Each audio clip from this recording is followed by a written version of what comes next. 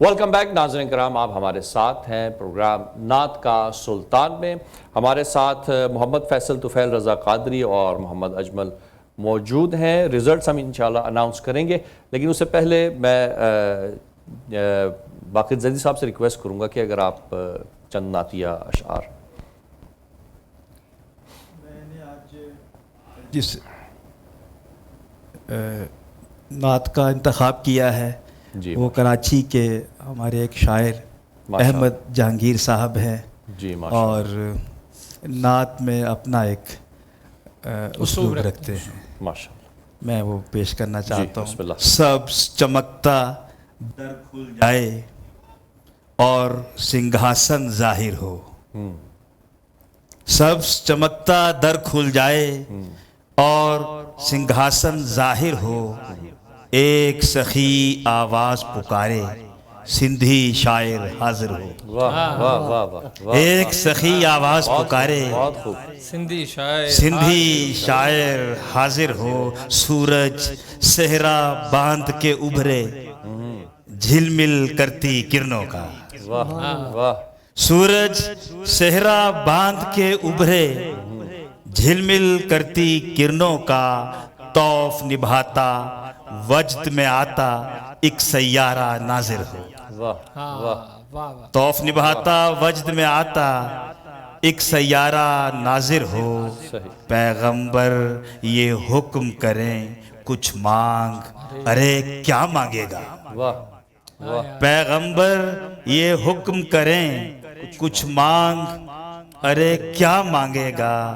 اور عجم کا جاٹ سراسر کچھ کہنے سے قاصر ہو، واہ واہ واہ واہ، اور عجم کا جاٹ سراسر کچھ کہنے سے قاصر ہو۔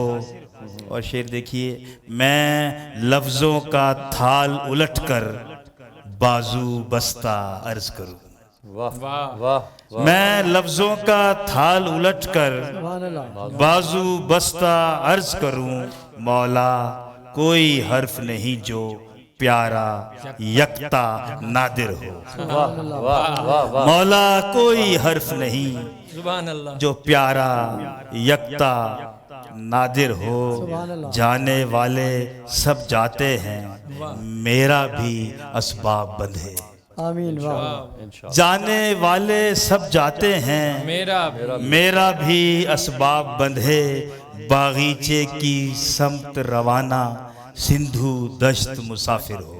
سبحان اللہ۔ اور آخری شعر پیش کر رہا ہوں، پانی رب کی حمد گزارے غنچے شہ کی نعت پڑھے، سبحان اللہ، پانی رب کی حمد گزارے غنچے شہ کی نعت پڑھیں، ہستی کے ایوان میں سب کچھ طیب روشن طاہر ہو، سبحان اللہ، پیغمبر یہ حکم کریں کچھ مانگ، ارے کیا مانگے گا، سبحان اللہ، اور عجم کا جاٹ سراسر کچھ کہنے سے قاصر ہو۔ واہ واہ، سبحان اللہ سبحان اللہ۔ بڑے ہی خوبصورت انداز میں نعتیہ اشعار پیش فرما رہے تھے جناب باقر زیدی صاحب۔ سیرت کے حوالے سے منیر دوغل صاحب آپ کی طرف آئیں گے، اور ظاہر ہے ہر روز آپ سیرت کا ایک پہلو بیان کرتے ہیں اور اس کی ایک پریکٹیکل اگزامپل دیتے ہیں، تو آج کس حوالے سے گفتگو فرمائیں گے؟ جی بسم اللہ الرحمن الرحیم۔ یہ بڑا خاص وقت ہوتا ہے جس وقت ہم یہاں بیٹھے ہوتے ہیں، اور یقیناً یہ بڑی خاص محفل بھی ہوتی ہے کیونکہ اس میں اللہ کے نبی کی باتیں ہوتی ہیں، اور ہم نے جو سلسلہ شروع کر رکھا ہے اس میں ہم کردار ساری سیکھتے ہیں آپ صلی اللہ علیہ وسلم کی زندگی سے، یہ بھی بڑی خاص بات ہے، اور آج اس کا خاص سبق شروع ہو رہا ہے جو اخلاص ہے۔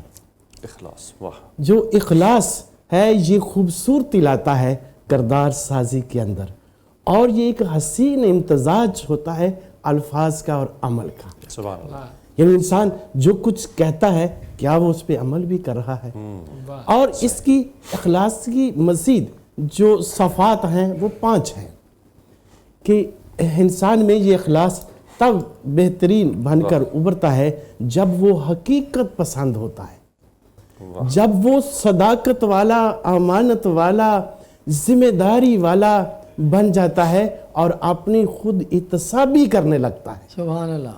جب یہ چیزیں انسان کے اندر آتی ہیں تو انسان میں ایک نکھار آتا ہے. ماشاءاللہ. انسان ہمیشہ خوبصورت دکھنا چاہتا ہے اور یہ خوبصورتی عام طور پہ ہم باہر سے دیکھتے ہیں, لیکن میں بتاتا چلوں کہ یہ خوبصورتی ایکچولی اندر سے آتی ہے.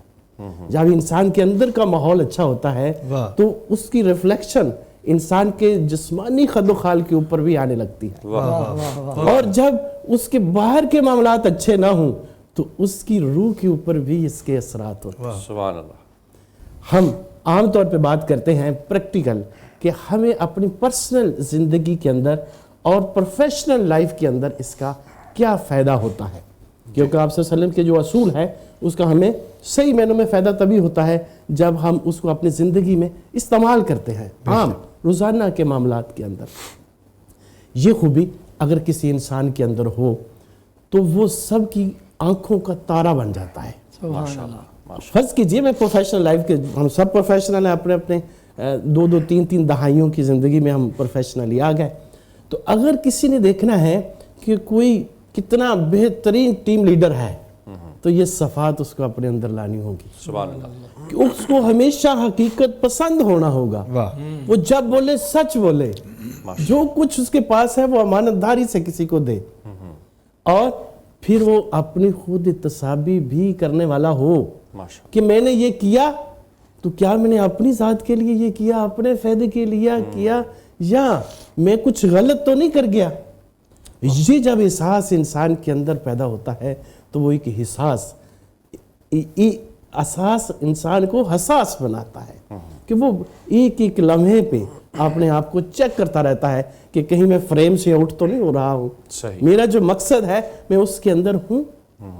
اور پھر اللہ تبارک تعالیٰ کے جتنے احکامات ہیں وہ نبی اکرم صلی اللہ علیہ وسلم کے ذریعے ہمارے پاس آیا, یا قرآن پاک کے ذریعے جو بھی آپ صلی اللہ علیہ وسلم کے ذریعے ہمارے پاس آیا, تو اللہ اس میں آپ صلی اللہ علیہ وسلم کو مخاطب کرتے ہوئے کہتے ہیں نبی جی کہہ دیجئے کہ میں نے اخلاص سے نیت کے ساتھ اللہ کی عبادت کرنی. کیا یعنی میں جو عمال کر رہا ہوں, جو عبادات کر رہا ہوں, اس میں خلوص ہے. اور پھر آپ صلی اللہ علیہ وسلم ہمیشہ جو چیزیں ہمیں بتا کے گئے وہ کمال کی چیزیں بتا کے گئے. کہا کہ اگر آپ چھوٹا سا عمل کرتے ہو اس میں اخلاص نیت ہے تو کافی ہے. سبحان اللہ. واہ واہ. آپ کا کام ہو گیا. اگر آپ کوئی عمل کر رہے ہو وہ دیکھنے میں بہت بڑا عمل ہے لیکن اس کے اندر دکھاوا ہے تو وہ قبول نہیں ہوگا. سبحان اللہ. سبحان اللہ. آپ صلی اللہ علیہ وسلم ہمیشہ سے بچپن سے جو بھی کھیل کھیلتے, جو بھی کام کرتے, وہ لوگوں کو بہت پسند آیا کرتا. آپ صلی اللہ علیہ وسلم کے ارد گرد کے جو لوگ تھے وہ آپ صلی اللہ علیہ وسلم کو بہت بچپن سے چھوٹی سے بہت پسند اسی لیے کرنے لگ گئے, اور آپ صادق الامین ٹھہرے. سبحان اللہ. یہ بات چلتے چلتے حضرت خدیجہ رضی اللہ تعالی عنہا تک بھی پہنچی. وہ ایک تاجر تھی, تجارت کرواتی تھی, تو ان کو بھی شوق پیدا ہوا کہ اس طرح کے لوگ بھی ہمارے کام میں آنے چاہیے.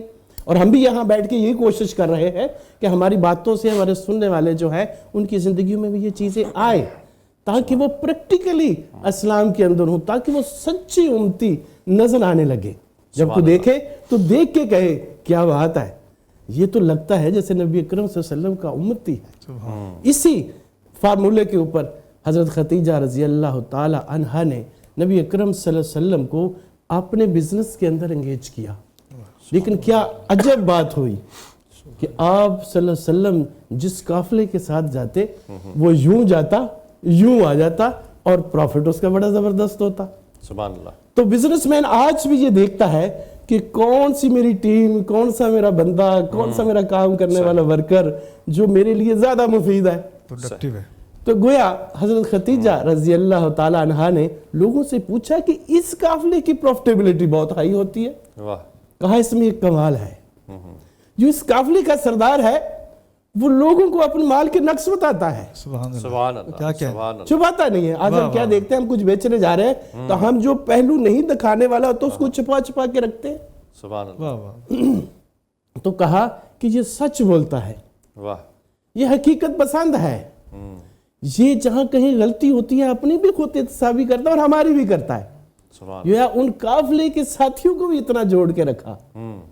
اس بات کا ذکر حضرت خدیجہ رضی اللہ تعالی عنہا نے اپنے چاچا سے کیا، جو کہ اس وقت کے عالم تھے، اپنے علم کے دینی علوم جانتے تھے. جب یہ بیان کیا تو کہا یہ نشانیاں تو کچھ اور ہیں، واہ واہ سبحان اللہ. یہ تو ایک آنے والا نبی ہے، اس کی نشانیاں ہیں. تو حضرت خدیجہ رضی اللہ تعالیٰ عنہ کے دل میں خواہش پیدا ہوئی کیوں نہ میں ان کی زندگی میں آ جاؤں. سبحان اللہ. تو پھر کہا جاتا ہے کہ یہ کوئی نکاح سادہ نکاح نہیں تھا، بلکہ یہ ایک حسین امتزاج تھا. سبحان اللہ. سبحان اللہ. اور آج چونکہ وقت محدود ہوتا ہے تو ہم تھوڑا سا ایک صفت کی بات کر لیتے ہیں کہ حقیقت پسندی ہے کیا. کیا کہنے. سبحان اللہ. سبحان حقیقت پسندی جو ایکچول ہے وہ ہے حال میں رہنا. ہاں واہ. ہمارے ہاں ایک بہت بڑا پرابلم ہے کہ یہاں ہم کہیں ماضی میں کوئی ہوتے ہیں، جی جی یا ہمیں فیوچر کی فکر ہوتی ہے. واہ واہ. کیا کہنے. بہت سبحان کبھی ہمیں پیچھا نہیں چھوٹتا یہ مجھ سے ہو گیا، واہ واہ. صحیح. بھائی ہو گیا، اب انڈو نہیں ہونے والا. اور کبھی ہمیں یہ فکر ہونے لگتی ہے کہ میرے بچوں کا کیا ہوگا، آرزویں ہیں، خواہشات ہیں. میں یہ بنا لوں، میں وہ کر لوں. تو جس مالک نے مجھے یہاں پہنچایا، مجھ سے یہ کام لیا، وہ میرا مالک میرے بچوں سے بھی لے لے گا. اللہ. یہ تو اس کی ڈومین ہے، ہم تو اپنا کام کریں نا.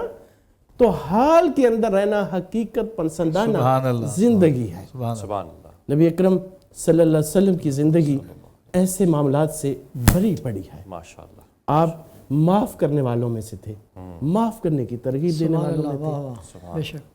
میں نے جس طرح سے عرض کیا کہ آپ صلی اللہ علیہ وسلم کے سارے چچا اور دادا آپ صلی اللہ علیہ وسلم سے بہت محبت کرتے تھے، کیونکہ والد تو اللہ کے حکم سے پہلے ہی واپس جا چکے تھے مالک کے پاس. والدہ بھی تھوڑے عرصے بعد چلی گئی، تو وہ لاڈلے تھے، سب ان سے بڑی محبت کرتے تھے. اور خصوصاً حضرت حمزہ رضی اللہ تعالی عنہ کا بڑا ان کو سہارا تھا، سبحان اللہ. اور بڑے طاقتور تھے. چونکہ شیر کا شکار کرتے تھے، عام آدمی تو شیر کے جنگل میں دیکھ لے تو اس کے تو ویسے ہی معاملات خراب ہو جاتے ہیں، وہ اس کا شکار ہی اس کا کرتے تھے. واہ واہ واہ. تو جب جنگ کے معاملے میں حضرت حمزہ کے ساتھ بے حرمتی کی گئی، اللہ کے حکم کے ساتھ وہ جنگ کے معاملات تھے، جانا تو تھا، شہادت تو ہونی تھی، لیکن جس خاتون نے ان کے ساتھ بے حرمتی کی، جب فتح مکہ ہوئی تو وہ تیار تھی کہ اب میرے ساتھ کیا ہوگا. اللہ اکبر، اللہ اکبر. لیکن دیکھیے یہاں عفو درگزر، یہاں معافی کی ترغیب، یہاں کردار سازی آپ صلی اللہ علیہ وسلم ہمارے ساتھ کس طرح کر رہے ہیں. سبحان اللہ. جب آئے تو عام معافی کا اعلان کر دیا. تو وہ خاتون جو تھی وہ پریشان ہوئی، کیا مجھے بھی معاف کر دیا گیا ہے؟ کہا عام معافی کا مطلب یہی ہے، آپ کو بھی کر دیا گیا ہے. سبحان اللہ. کیونکہ آپ صلی اللہ علیہ وسلم کو اس وقت بڑی تکلیف ہوئی. ایک معاہدہ آپ صلی اللہ علیہ وسلم نے کیا جہاں ہمیں وعدے کی پاسداری کا سبق ملتا ہے، ماشاء اللہ. جس کو ہم صلح حدیبیہ کہتے ہیں، جس پہ آپ صلی اللہ علیہ وسلم کے ساتھی بھی راضی نہیں تھے. سبحان اللہ.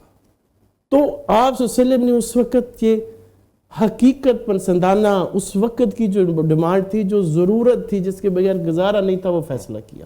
سبحان اللہ. معاہدہ بڑا عجیب سا تھا کہ آپ آئے ہیں اس سال عمرہ نہیں کریں گے. دوسری بات اور بڑی عجب کہی کہ جو ہمارا ساتھی آپ پہ ایمان لے کے آپ کے پاس آ جائے گا مکہ سے مدینہ، آپ اس کو واپس کریں گے.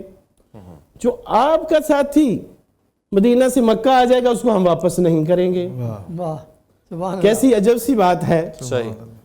اور آپ صلی اللہ علیہ وسلم نے جب اس معاہدے کے اوپر عمل کیا تو حضرت عمر بن خطاب نے کہا کیا اللہ کے نبی، کیا ہم حق پر نہیں ہیں؟ ایسی باتیں جو آپ ماننے جا رہے ہیں تو ہم حق پر نہیں ہیں. آپ صلی اللہ علیہ وسلم نے فرمایا میں وہ جانتا ہوں جو آپ نہیں جانتے. اس کے اثرات آپ آگے جا کے دیکھیں گے، اور وہ اثرات ہم سب کو نظر آئے جی. کہ وہ دنیا ہی پلٹ گئی. کیا وہ ایک دو لوگ ہوں گے آنے جانے والے تو ان کو واپس لے گا نا. جی. تو آپ صلی اللہ علیہ وسلم کے پیچھے تو لوگ جوگ در جوگ آ رہے تھے ماشاءاللہ. جی. کہ وہ ایک بہار ہی اور بن گئی.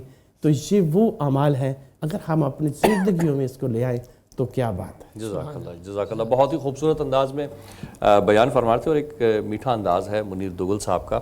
مجھے ان کی باتوں میں جب خلوص نیت کی بات آئی تو قرآن کی ایک آیت یاد آ گئی کہ جس میں اللہ سبحانہ وتعالیٰ فرماتا ہے کہ قول معروف خیر من صدقۃ یتبعها اذی، یعنی اچھے طریقے سے انکار کر دینا کسی مانگنے والے کو یا کسی سائل کو ایسے صدقے سے بہتر ہے کہ جس کے پیچھے اذیت پوشیدہ ہو. ہمارے ہاں مساجد میں، دینی مراکز میں جب کوئی صدقہ دیتا ہے یا بلڈنگ بنواتا ہے تو کل کو کوئی اگر ایسی بات آ جائے تو کہتا ہے کہ جی اے سی میں نے لگوایا تھا، یہ کام میں نے کیا تھا، یہ کارپیٹ میں نے بچھوائے ہیں، بار بار یاد دلاتے ہیں. اور مختلف موضوعات میں رشتہ داروں کو بھی ایسے ہوتا ہے، کام والی اگر گھر میں ہے تو کسی بھی غریب کی مدد کر دینا کسی مشکل وقت میں، تو اس کے دوسرے وقت میں اس کو بار بار یاد دلانا. اللہ فرماتا ہے کہ ایسے صدقے سے بہتر تو انکار کر دینا تھا، کہ اچھے طریقے سے انکار کر دیتے. میرا خیال ہے کہ ریزلٹس کی طرف چلتے ہیں، اور ہمارے دونوں بچے جو ہیں وہ بےتاب ہیں اور منتظر ہیں کہ کیا بنا. ہمارے ناظرین بھی سوچ رہے ہوں گے. مجھے اگر آپ سب سے پہلے محمد اجمل گلگت سے تشریف لائے، ان کے نمبر اگر دکھا دیں تمام ججز. دوسری باری میں انہوں نے نعت پڑھی تھی. 5، 6 اور 7، 18 نمبر ہوئے محمد اجمل کے گلگت سے. اور محمد فیصل طفیل رضا قادری صاحب، ان کے اگر نمبر دکھا دیجئے گا. جی 8، 7 اور 7، 22 نمبر ملے ہیں محمد فیصل طفیل رضا قادری کو. ماشاءاللہ مبارک ہو بیٹا، آپ آگے کوالیفائی کر گئے ہیں. حمدانی صاحب، نعت کے چند اشعار آپ سے ہم سننا چاہیں گے. نبی خاتم الانبیاء کے برابر نہ پہلے تھا کوئی، نہ اب ہے نہ ہوگا. محمد کا ثانی، محمد کا ہمسر، نہ پہلے کوئی، نہ اب ہے نہ ہوگا. اگر ہے تو ایک ذات اللہ کی ہے، جو ذات محمد سے اعلیٰ ہے. ورنہ اگر ہے تو ایک ذات اللہ کی ہے، جو ذات محمد سے اعلیٰ ہے. ورنہ محمد سے اعلیٰ، محمد سے بڑھ کر نہ پہلے تھا کوئی، نہ اب ہے نہ ہوگا. محمد سے اعلیٰ، محمد سے بڑھ کر نہ پہلے تھا کوئی، نہ اب ہے نہ ہوگا. جسے حق نے بلوایا